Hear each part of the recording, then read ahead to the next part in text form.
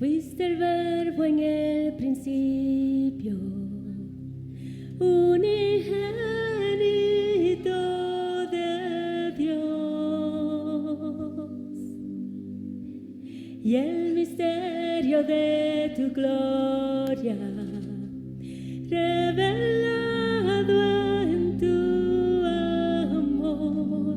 Cuán hermoso su nombre es, cuán hermoso su nombre es, y el nombre de Jesús mi Rey.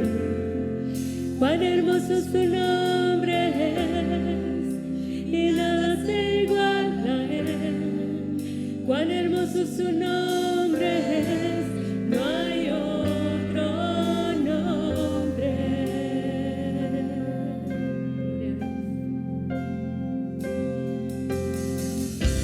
Dejaste el cielo por salvarme y me viniste a rescatar. Mi transgresión tú perdonaste y nada nos separará. Majestuoso su nombre es, majestuoso su nombre es, el nombre de Jesús mi Rey. Majestuoso su nombre es, y nada se iguala a él. Majestuoso su nombre es, no hay otro nombre. Majestuoso su nombre es, no hay otro nombre.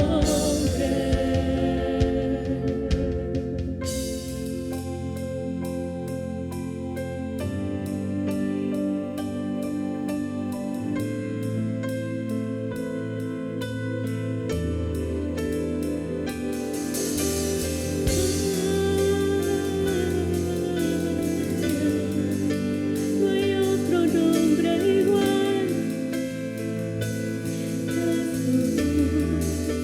La muerte venciste, el cielo partiste, la tumba vacía ahora está.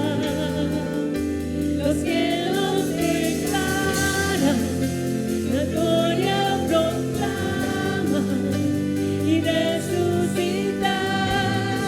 en majestad.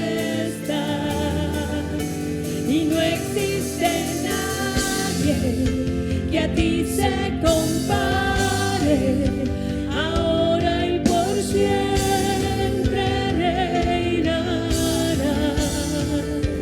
Y tuyo es el reino, y tuyo es la gloria, y tuyo el poder y autoridad.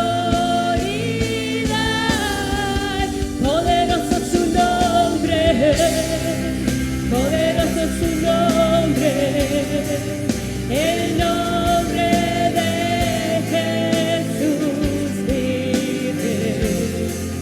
Poderoso su nombre, incomparable es él. Poderoso su nombre, no hay otro nombre. Y no existe nadie que a ti se compare, ahora y por siempre reinará. Y tuyo es el reino, y tuyo es la gloria, y tuyo el poder y autoridad. Poderoso es su nombre, poderoso es su nombre, el nombre de Jesús mi Rey. Poderoso es su nombre, incomparable es él. Poderoso es su nombre, no hay otro.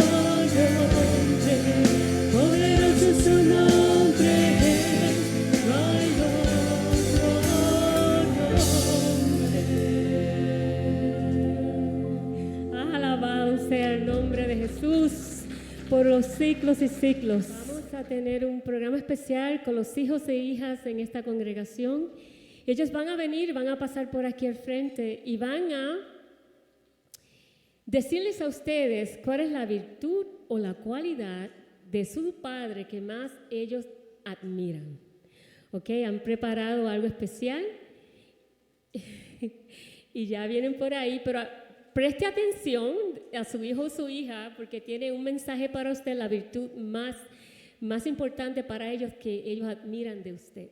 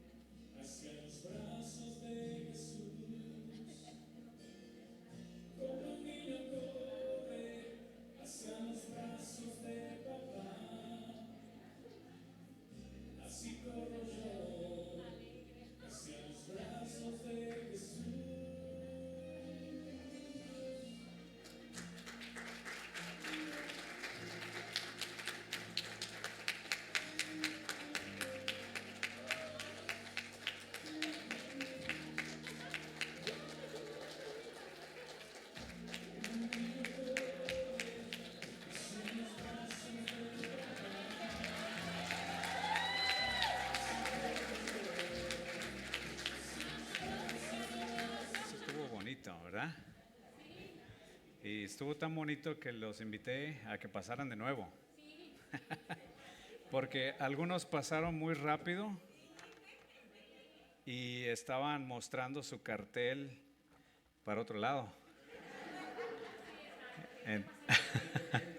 Así que pasen al frente. Y esa última escena fue muy bonita, de los niños más grandes que pasaron. Y vi a nuestro hermano Carmen emocionado. Entonces, que pasen rápidamente todos para orar por nuestros hermanos, por todos los papás.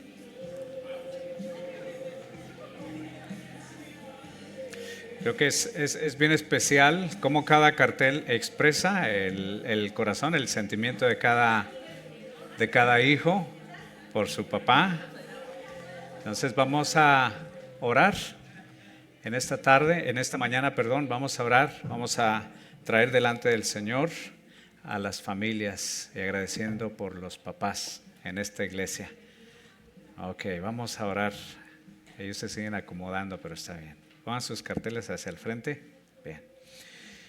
Señor, te damos la honra y la gloria. Gracias, Padre amado, por esta mañana. Gracias por estos jóvenes, adolescentes y niños que expresan su corazón, expresan lo que ellos han visto, el liderazgo que han visto de sus padres, el amor, la entrega que sus papás día a día en un esfuerzo hacen por sus hijos.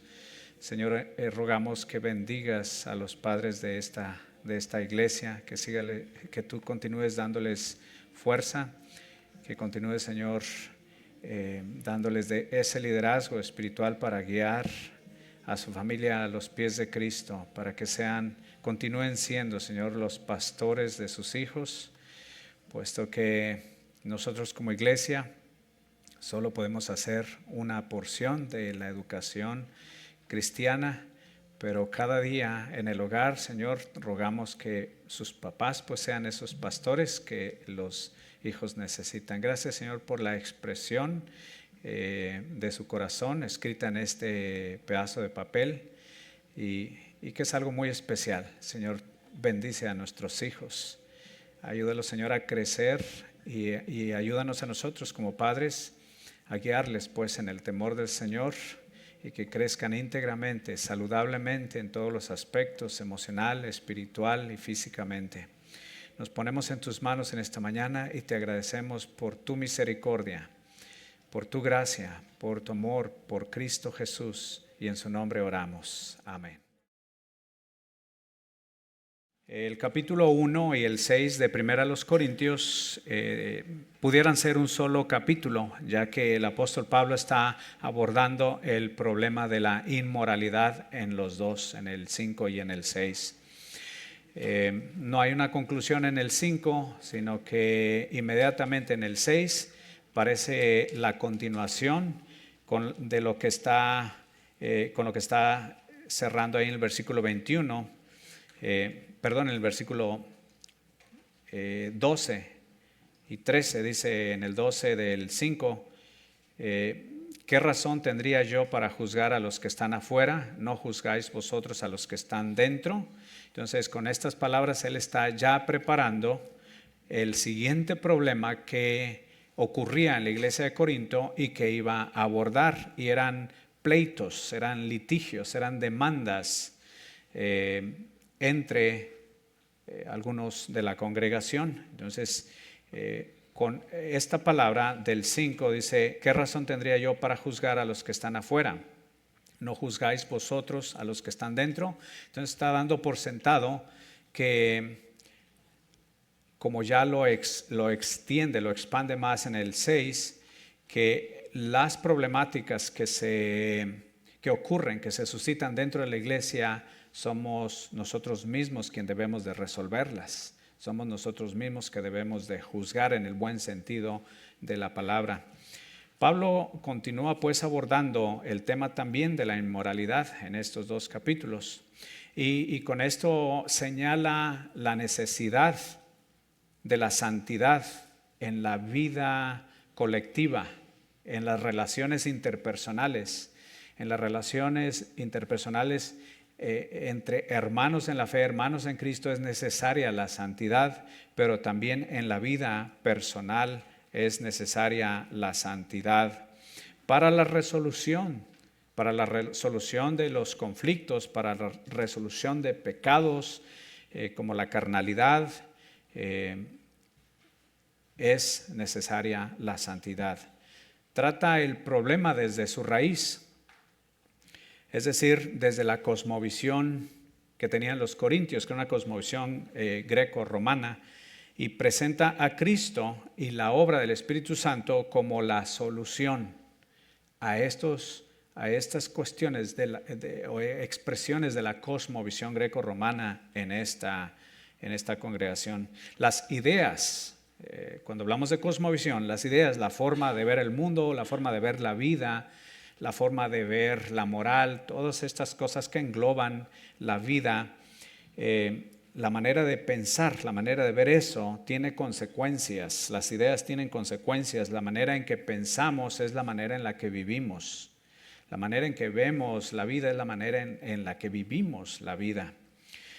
Pues menciona los problemas que estaban ocurriendo, problemas específicos, otros problemas específicos que estaban ocurriendo en la iglesia, aquí en el capítulo 6, desde los versículos 1 al 11, y son dos en particular que mencionan este capítulo: pecados contra los demás, pecados que cometemos contra nuestro prójimo y pecados que cometemos contra nuestro propio cuerpo, contra nosotros mismos. Pecados contra los demás eran demandas, eran litigios, eran pleitos legales. De modo que algunos hermanos llevaban a los tribunales a otros hermanos. Y el otro pecado que señala, el otro problema que señala son los pecados contra nuestro propio cuerpo, y en particular menciona la fornicación. Comienza diciendo, ¿osa alguno de vosotros? En otras palabras, ¿cómo se le ocurre? ¿Cómo se atreve uno de ustedes, siendo cristianos? Es prácticamente lo que está diciendo cuando dice, ¿osa alguno de vosotros? O sea, ponte a pensar, si eres un hijo de Dios, si eres un cristiano, ¿cómo se te ocurre llevar a ese tu hermano ante los tribunales cuando tienes algo contra él, contra ella, y no delante de los santos? El Señor ya en su palabra nos ha dado las directrices para tratar los problemas que ocurren en la iglesia, los problemas, los conflictos interpersonales. Él ya nos habla en su palabra de la disciplina y el proceso de la disciplina, cuando se amerita disciplina, porque no siempre se amerita disciplina. Porque un hermano no me saludó, no le voy a aplicar disciplina por eso. Entonces la disciplina se aplica cuando hay inmoralidad, cuando alguien está viviendo una vida de inmoralidad. La disciplina se aplica cuando alguien está enseñando falsas doctrinas. La disciplina se aplica cuando alguien está causando divisiones. Y entre otras razones serias es cuando se aplica la disciplina. La palabra de Dios nos enseña el proceso correcto de la disciplina. Por eso, cuando ocurren este tipo de conflictos que escalan ya a niveles serios, a niveles que afectan las personas emocionales, espiritualmente e inclusive físicamente, pues llevarlos a los tribunales de afuera. Pablo dice, delante de los injustos. Muchas veces las formas de castigar por parte de los tribunales, o los castigos que los tribunales ejercían sobre los acusados, muchas veces eran físicos, eran castigos físicos, eran latigazos. 30 latigazos era un castigo típico y que se vino arrastrando hasta la Edad Media. 30 latigazos. Algunas naciones, los gobiernos tenían eso como castigos. Los castigos a veces eran físicos y en casos que el tribunal romano o el tribunal pagano llegara a la conclusión de que el asunto, el caso era un crimen contra el Estado, un crimen serio, podían inclusive aplicarle la pena de muerte. Entonces, todo aquello que inflige dolor emocional, afección espiritual o un problema espiritual en la persona y también amenaza su integridad física, Pablo dice, ¿cómo se les ocurre? Cuando el Señor ya nos ha dado todo lo que necesitamos para tratar nuestros problemas internamente. No hay necesidad de llevarlo afuera. Y no es la ética cristiana suficiente y eficaz para solucionar nuestros problemas entre nosotros. Por supuesto que lo es, ¿verdad? Si tenemos los principios del amor, la misericordia, el perdón, la restitución, el fruto del Espíritu Santo, si tenemos todas estas cosas, no es la ética cristiana suficiente y eficaz para solucionar los problemas que se suscitan, que ocurren, que surgen en la iglesia. Por supuesto que tenemos todo lo que necesitamos para solucionar esos problemas. Y luego dice Pablo, ¿no sabéis que los santos han de juzgar al mundo? Y si el mundo ha de ser juzgado por vosotros, ¿sois indignos de juzgar cosas muy pequeñas?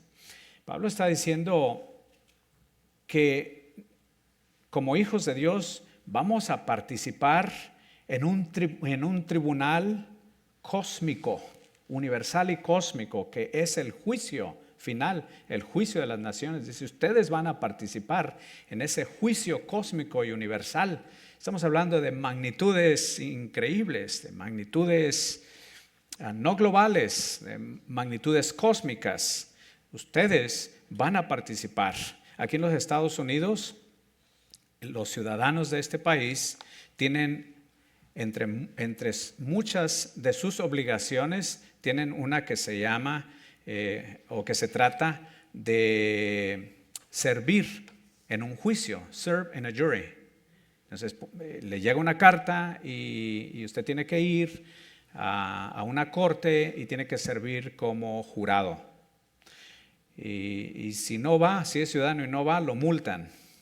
Entonces es una obligación ciudadana. Bueno, los hijos de Dios vamos a serve in the final judgment. Vamos a servir en el juicio final. Mire, allá en Lucas 11:31 dice, el día del juicio, la reina de Saba se levantará contra esta generación y la condenará, porque vino de una tierra lejana para oír la sabiduría de Salomón, pero ahora alguien superior a Salomón está aquí, hablando de Cristo.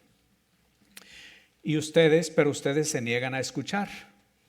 Entonces Jesús estaba predicando en una región de Palestina donde su mensaje fue rechazado. El evangelio fue rechazado, Cristo fue rechazado. Y dice, todos aquellos, y menciona a una persona en especial, a la reina de Saba, quien fue desde tierras lejanas para escuchar la sabiduría de Salomón. Entonces dice, ella, en otras palabras está diciendo, ella fue salva. Y ella va a estar en el día del juicio y ella los va a condenar a ustedes que rechazan y desprecian la palabra de Dios. Entonces, hermanos, cuando usted comparte el evangelio a una persona, cuando usted está tratando de llevar a los pies de Cristo a una persona, esa persona abiertamente desprecia el evangelio.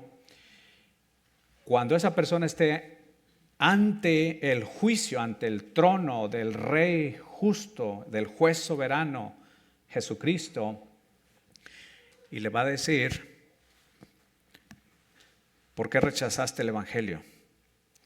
Entonces, si usted le estaba hablando, le dice, mira, aquí está el hermano Pablo, aquí está el hermano Sutano, Mengano, que te habló del evangelio. Entonces vamos a servir en ese jurado. Y si nosotros hemos de servir en ese jurado a nivel cósmico, no podemos solucionar, no podemos resolver cosas pequeñas de esta vida. Entonces, compare el juicio final, compare el tribunal de Cristo con las cosas pequeñas, con los conflictos pequeños que ocurren entre nosotros. Entonces, no podemos resolver esas cosas tan pequeñas, tan insignificantes, por supuesto. ¿O no sabéis? Y todavía va mucho más allá. No solamente van a juzgar a los incrédulos, los hijos de Dios, pero dice también a los ángeles.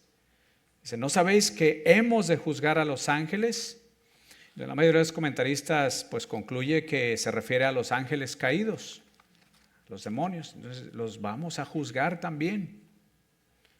Entonces, si vamos a juzgar no solamente a los que rechazaron el evangelio, pero aún a los ángeles caídos, ¿no podemos resolver cosas pequeñas de esta vida? Por supuesto que podemos resolver las cosas pequeñas de esta vida.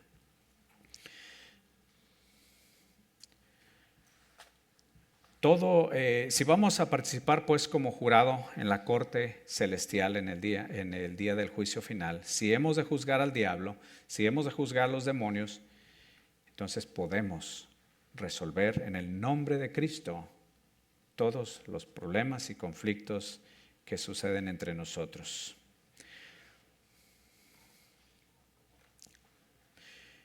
Dice en el versículo 4 luego, si pues tenéis juicios sobre estas cosas de esta vida, ¿ponéis para juzgar a los que son de menor estima en la iglesia?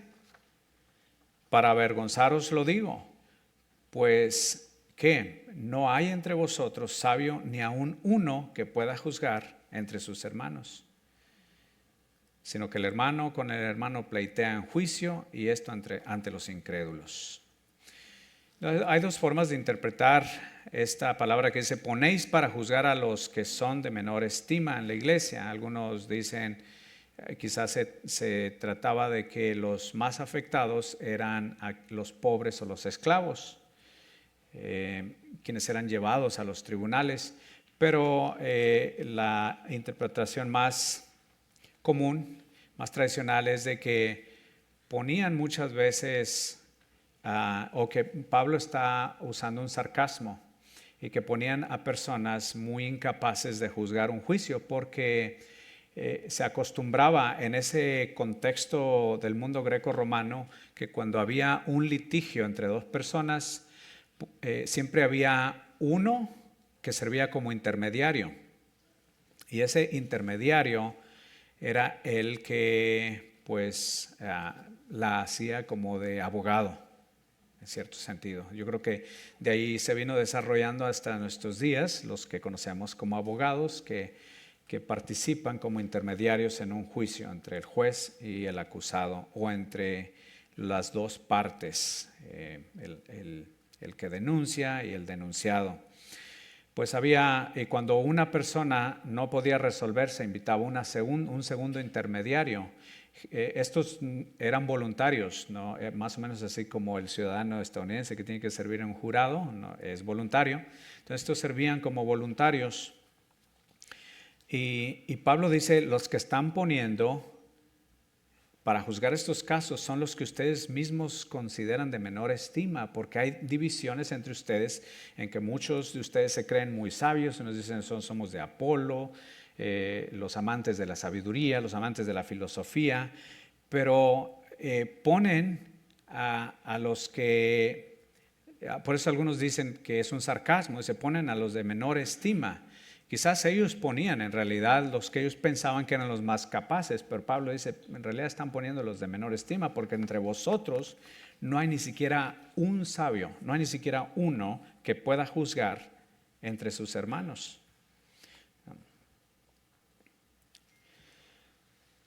Y luego dice, sino que el hermano con el hermano pleitea en juicio, y esto es ante los incrédulos. Y Pablo dice, debería de darles vergüenza, es la expresión del apóstol, debería de darles vergüenza, que pleitean entre vosotros, entre ustedes, y peor aún, dice, maltratan, en una interpretación, maltratan a los de menor estima, maltratan a los esclavos, a los pobres, a los que ustedes consideran sin educación. Esto es, Pablo dice, debería darles vergüenza. En otras palabras, o en nuestro lenguaje latinoamericano, es una sinvergüenzada lo que están haciendo ustedes. Versículo 7 dice, así que por cierto, es ya falta en vosotros que tengáis pleitos entre vosotros mismos. Y esta palabra que traduce como falta significa originalmente pérdida, derrota, fracaso. Es un fracaso, es una pérdida, es una derrota que estén peleados entre ustedes. Y pudiéramos profundizar en esto. ¿Qué implica el hecho de que una iglesia esté entre sus miembros, que tengan conflictos y estén en pleito? ¿Qué implica todo esto? Implica un mar de cosas. Implica que la iglesia que está en conflicto interno no está expresando ninguno de los principios de la fe cristiana, ni está expresando el amor de Cristo, ni la misericordia de Cristo, ni el perdón de Cristo, no está expresando la naturaleza de la unidad de Cristo, no está expresando los atributos de Dios, no está expresando el evangelio, no está expresando la unidad del cuerpo de Cristo, sino que es un cuerpo fragmentado, y el cuerpo de Cristo no es un cuerpo fragmentado. El principio de la unidad es un atributo de Dios. Dios es uno, dice la palabra de Dios. Y sabemos que Él es tres personas, y la palabra de Dios dice, nos habla de las tres personas de Dios, pero Dios es uno. La unidad es un atributo de Dios. Dios es uno. Y el Señor Jesucristo lo aplicó en su oración cuando oró por sus discípulos y oró por los que habrían de creer. Dice que sean uno como tú y yo somos uno. Es contradictorio pues a la naturaleza de Dios. Si uno de sus atributos es la unidad, es contradictorio a la naturaleza de Dios que el cuerpo de Cristo esté enemistado internamente. Y peor aún, llevándose unos a otros ante los tribunales para que los incrédulos resuelvan los problemas. Eso minimiza el poder de Dios. Eso minimiza la suficiencia de la palabra de Dios y de los principios de la fe cristiana, los hace inútiles cuando llevamos nuestros casos a que los resuelvan los incrédulos. En otras palabras, en el versículo 7, en la parte final dice, ¿por qué no sufrís más bien el agravio? ¿Por qué no sufrís más bien el ser defraudados? Sencillamente está diciendo, si te ofende el hermano, aguántate. Aguántate como los meros cristianos. ¿Ya? Como le decimos al niño, al varoncito que se pone a llorar porque se tropezó, aguántate como los meros hombres, le decimos, ¿no? Y en México dice, aguántate como los meros machos. Pero si te ofende el hermano, aguántate como los meros cristianos. Es lo que Pablo nos está diciendo. Evangelizando hace muchos años, casa por casa, allá en mi pueblo, hace muchos años, cuando era un poquito más joven, íbamos casa por casa compartiendo el evangelio, un grupo de jóvenes de la iglesia, y llegamos a casa de un señor de ahí del pueblo, le compartimos el evangelio y al principio estuvo muy atento, recibió con mucho respeto, con gusto, que le estuviéramos compartiendo y nos decía, pues yo soy católico, me gusta la palabra de Dios, muchas gracias por venir a hablarme. Y luego cuando le preguntamos, ¿ya ha entregado su vida a Cristo? Ahí ya se quedó pensativo. Y ahondamos un poquito más y al final de cuentas, para no ser larga la historia, le dijimos, bueno, ¿le gustaría entregar su vida a Cristo? La Biblia dice que debemos arrepentirnos de nuestros pecados y entregar nuestra vida a Cristo. ¿Le gustaría tomar esa decisión en su vida? Se quedó serio y dice, déjenme hacer una pregunta, muchachos, dice. ¿Es cierto que la palabra de Dios, o sea, la Biblia, nos dice que si somos cristianos, o si me hago cristiano, debo de perdonar a mis enemigos? Le dijimos, sí, eso dice la palabra de Dios. Dice, pues yo ni muerto voy a perdonar a mis enemigos. Y le dijimos, bueno, usted sabe lo que está diciendo y el peligro que representa para usted al tomar esa decisión en su vida. La condenación eterna es el peligro que esa decisión suya representa. Dice, no me importa, aunque me vaya al infierno, jamás perdonaré a mis enemigos. Qué triste decisión cuando una persona decide no entregar su vida a Cristo.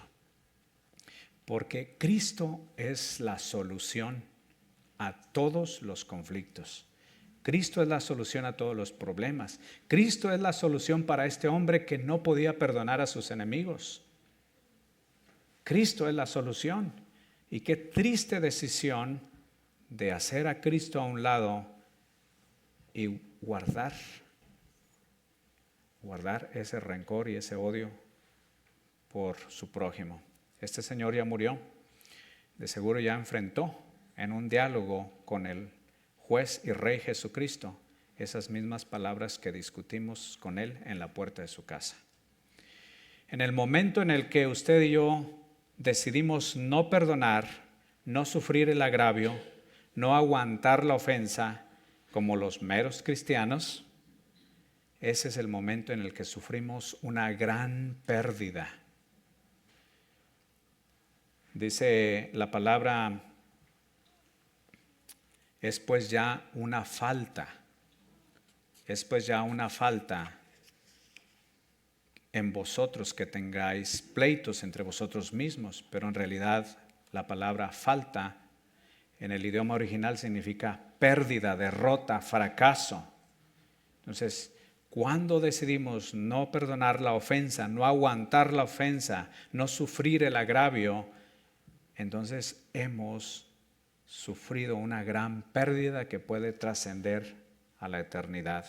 Perdemos en esta vida la paz, perdemos el valor, perdemos la confianza, perdemos la ventaja de la unidad, de la coalición, de avanzada, perdemos el valor de la sinergia. Juntos en unidad y en mutuo acuerdo podemos lograr más cosas para la gloria de Dios y para la extensión del reino de Cristo. Pero si no sufrimos el agravio, sufrimos una pérdida, una derrota y no avanzamos junto con el reino de Dios. Y Pablo le dice a los corintios, pero vosotros cometéis el agravio y defraudáis, y esto a los hermanos. Entonces era aún peor el caso, que algunos de ellos llevaban a sus propios, no necesariamente a su prójimo, pero a sus hermanos en la fe, a los tribunales, y ni siquiera algunos de los que llevaban a sus hermanos ante los tribunales ni siquiera eran los ofendidos. Ellos eran los defraudadores. Ellos eran los que causaban el agravio. Eran los que cometían las faltas, los errores, las ofensas contra aquellos que eran las víctimas. ¿Cuántas injusticias ha habido en el mundo, ¿verdad?, de esta naturaleza? Quizás si pudiéramos decir que los de menor estima no es un sarcasmo, pero que se refiere a los pobres, a los esclavos que eran los más maltratados, pues ya cuando lleguemos allá al capítulo 11 donde habla de la cena del Señor, vamos a ver también ahí cómo eran maltratados los esclavos. Entonces parece ser que había ahí un grupo que eran considerados de menor estima. Y bueno, se cometían toda clase de injusticias contra estos, los esclavos, los pobres o los que consideraban de poca educación. La esclavitud es inmoral, entonces ya se sufre gran pérdida porque para comenzar, la esclavitud es inmoral. Pero algunos de los corintios todavía tenían esclavos, habiendo conocido a Cristo, ya eran cristianos, pero aún todavía tenían esclavos y se traían junto con ellos a la iglesia sus esclavos. Pero para empezar, ya la esclavitud es inmoral. Ya el hecho de tener a un ser humano como esclavo ya es cometer agravio, ya es defraudar al hermano. Y muchos de los corintios pues hacían esto. No dice el pasaje, no nos dice el pasaje que eran los esclavos los que peor les iba en este aspecto, pero se intuye por la frase, en esa segunda interpretación, los de menor estima. Y no habla tampoco de las razones de los litigios, pero pudieran haber sido fraudes de negocios, de propiedades, préstamos monetarios, así como conflictos interpersonales. Entonces Pablo dice, ¿no sabéis que los injustos no heredarán el reino de Dios? Entonces hemos visto, estamos hablando de que se cometían muchas injusticias y en el mundo se cometen muchas injusticias hasta el día de hoy. Y Pablo dice, ¿no sabéis que los injustos no heredarán el reino de Dios? Entonces, la palabra injustos ya nos habla de los incrédulos. Entonces, ¿por qué llevas a tu hermano con los injustos? Él viene hablando de los tribunales paganos como los injustos, los no creyentes.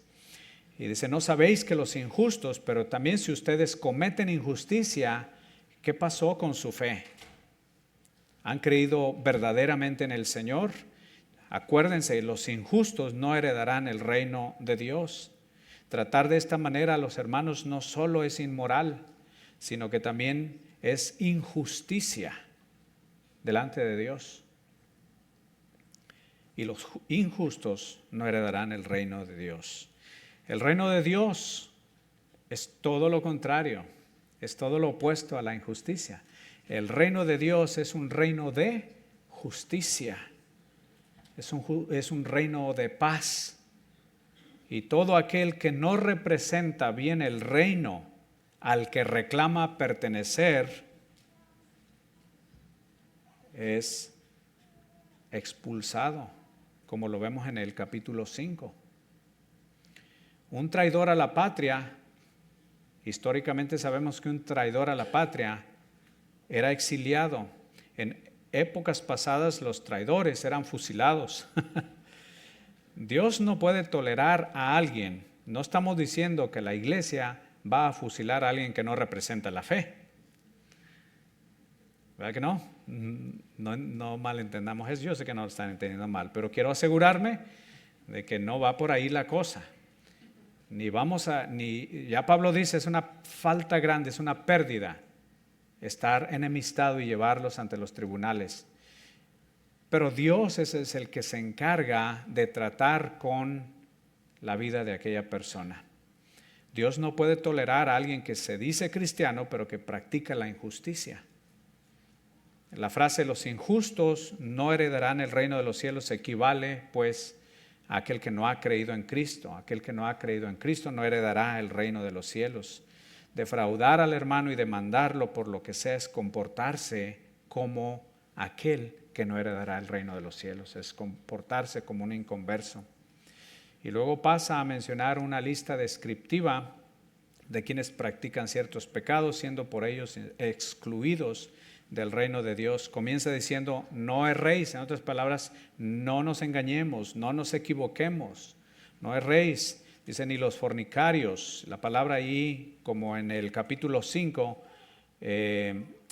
porneia, fornicación, y fornicarios es los pornoi, en el capítulo 6, dice, pues ni los pornoi, de donde viene pornografía y todas estas cosas, perversiones sexuales, dice, los sexualmente inmorales no heredarán el reino de los cielos.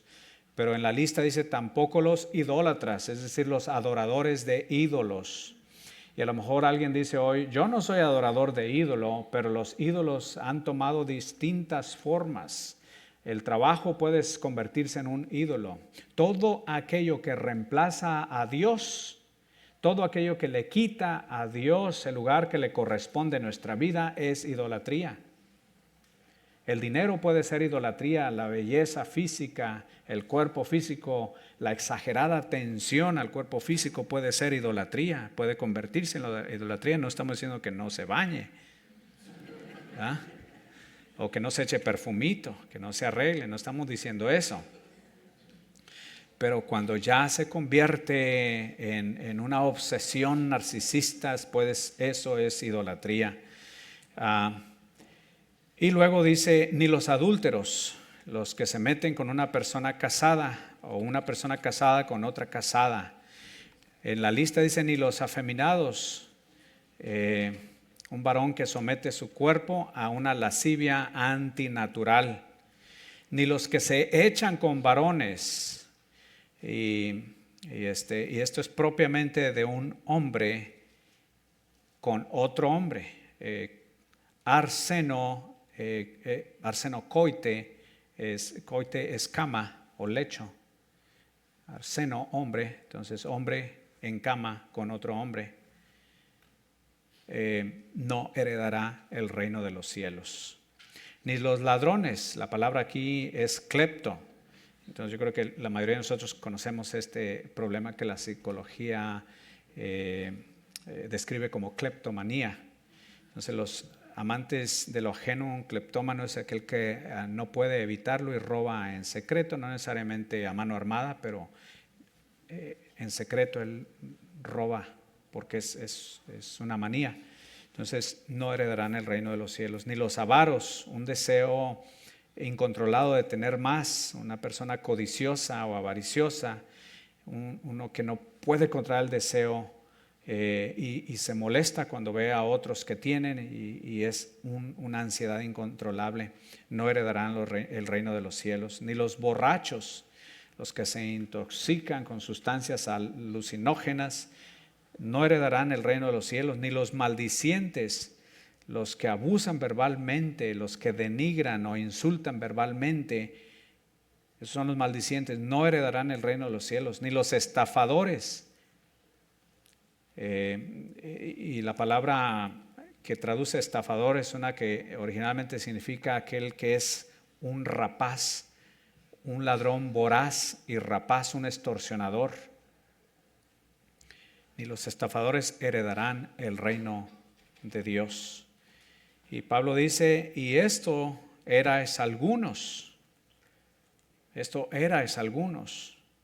sexualmente inmorales, adoradores de ídolos, adúlteros, amantes de lo ajeno, codiciosos, avaros, que se intoxicaban con sustancias, abusando verbalmente de otros, rapaces y extorsionadores. ¿Cuántos han visto el video? Por ahí un video que circulaba en internet que se llama La prueba de la bondad, donde le preguntaban a una persona en lugares públicos, ¿te consideras bueno? Y el 99% de la gente decía, sí, yo creo que sí, creo que soy buena persona. Entonces, ¿alguna vez has robado? Sí, en alguna ocasión por ahí me robé un chicle o algo así. ¿Y alguna vez has mentido? Cantidad de veces. ¿Alguna vez has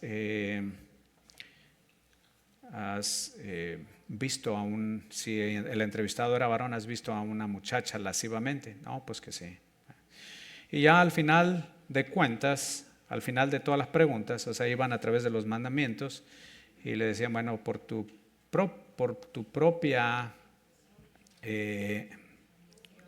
admisión, esa es la palabra, por tu propia admisión, has confesado que eres un ladrón, eres un mentiroso, eres un fornicario, eres un adúltero, y se tapaban la cara algunos de ellos. Decían, no lo puedo creer. Entonces, y Dios dice que si, en su palabra, que si violas un mandamiento has violado toda la ley. Y esto erais algunos de vosotros. Entonces, por eso la lista: sexualmente inmorales, adoradores de ídolos, adúlteros, amantes de lo ajeno, codiciosos, avaros, borrachos, abusando verbalmente, rapaces, extorsionadores. Uno se queda, wow. Esto erais algunos de vosotros. Pablo es cuidadoso y no le dice, todos ustedes eran así. No dice, algunos de vosotros. Porque otros tenían otros pecados y otros pecados. Pero ya habéis sido lavados, ya habéis sido santificados, ya habéis sido justificados. Aquí están las doctrinas fundamentales de la gracia de la salvación, las doctrinas fundamentales de la salvación: lavamiento, la regeneración de nuestros pecados, la santificación, la perseverancia de los santos y la justicia, la justificación por medio de la fe en Cristo. Ya hemos sido lavados, santificados y justificados. Esto es igual a nueva criatura en Cristo. Ya somos nuevas criaturas en Cristo, nuevas personas en Cristo. En el nombre del Señor Jesús hemos sido lavados, santificados y justificados en el nombre del Señor Jesús y por el Espíritu de nuestro Dios. Y Pablo pues está haciendo este llamado. Esto era el primer problema que menciona en la iglesia de Corinto: los litigios, los pleitos contra los hermanos. Pero dice, ya habéis sido lavados. Recordemos nuestra identidad en Cristo. Somos nueva criatura, quienes hemos sido lavados, santificados y justificados. Y en esa nueva identidad es en la que debemos de relacionarnos con los demás y resolver nuestros problemas. Luego vienen los pecados contra uno mismo y la solución, pero no falte el próximo domingo, por favor, porque ahorita ya se nos fue el tiempo. Vamos a orar rápidamente agradeciendo al Señor por esta palabra y vamos a hacer algo más después de esto. Señor, te damos gracias por tu palabra. Gracias porque tú nos has lavado, nos has santificado, nos has justificado y por la obra, en el nombre del Señor Jesucristo y por la obra de tu Espíritu Santo. Cristo es la solución para todos los problemas interpersonales y los pecados en nuestra vida. Gracias pues por Jesucristo y por la obra de tu Espíritu Santo en nuestras vidas. Ayúdanos a vivir como tales y resolviendo todo tipo de problema y situación que surja entre nosotros, siendo guiados por tu Espíritu, tu palabra y en esta identidad cristiana que nos ha sido dada en Cristo. Y en su nombre oramos. Bueno, hermanos, y para terminar este servicio tan hermoso, vamos a levantar una alabanza más a nuestro Dios. Y quisiera, esto es una bendición grandísima, lo que vamos a cantar para toda la congregación, pero en especial para los padres. Cuando esté levantando la oración y la alabanza a nuestro Dios, piensen en los padres que tenemos aquí.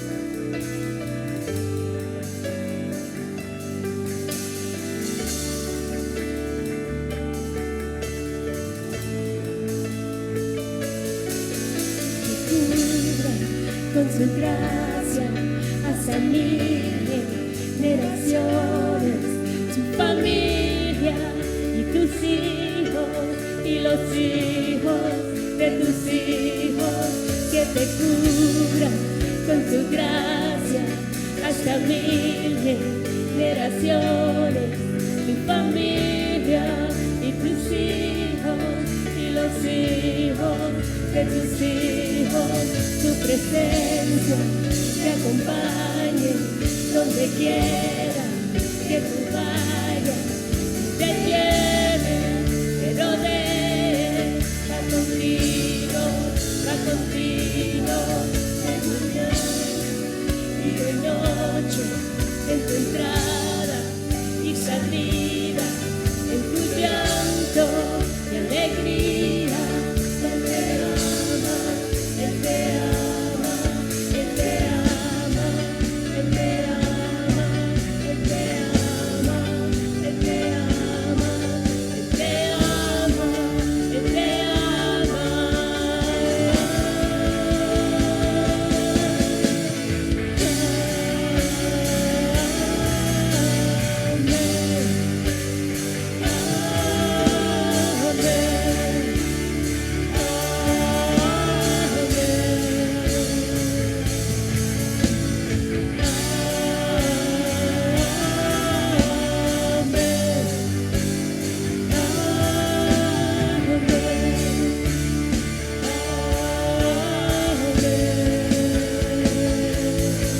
Que te cubra con sus gracias hasta mil generaciones, tu familia y tus hijos y los hijos de tus hijos.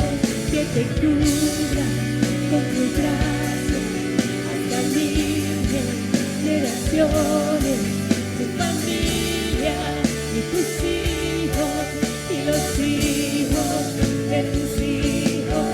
Tu presencia te acompañe donde quiera que tú vayas y te llene, te rodee. Va contigo de mañana y de noche, en tu entrada y salida, en tu llanto